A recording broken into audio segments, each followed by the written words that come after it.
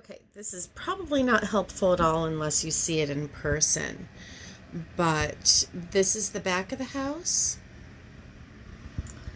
This is the front of the house. And recessed lighting is like this little swizzly hardwired smoke detector overhead light, just to give an idea of what's where. So starting at the very front of the house, this is the carport, this is the entrance. It's going to be overhead light, and these are marked and some of the little junction boxes installed in the house, but just forget that and tear them out. I changed my mind, sorry. One on this side of the door where the slot machine is, two along this wall, that's a window, one in the corner, two in front of the front window, another in the corner. This wall is going to have a TV on it. It has a huge piece of furniture on it. And then you get right before this window on the opposite side, and maybe one on either side.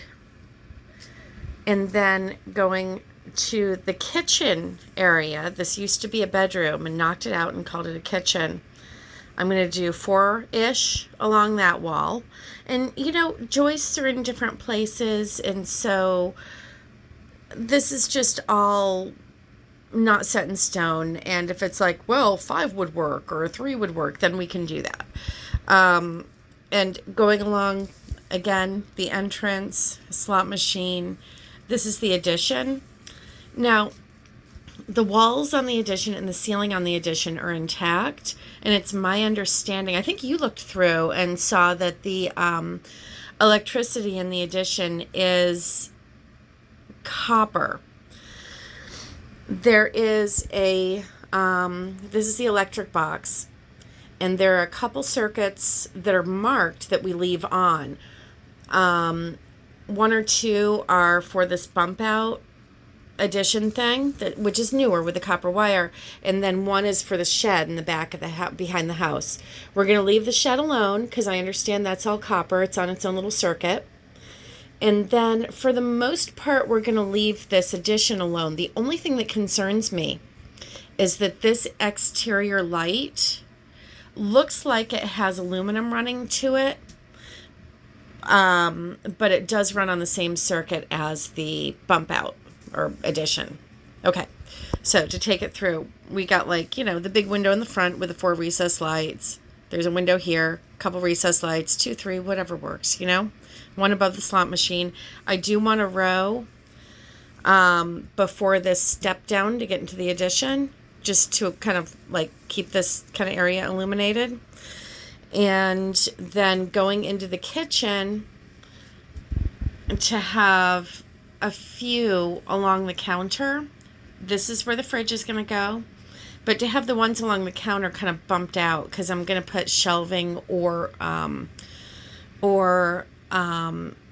what do you call this? Upper cabinets, like more shallow upper cabinets here. So I don't want the lights to be behind the upper cabinets, even partially. So to have these pulled out from the wall a little bit.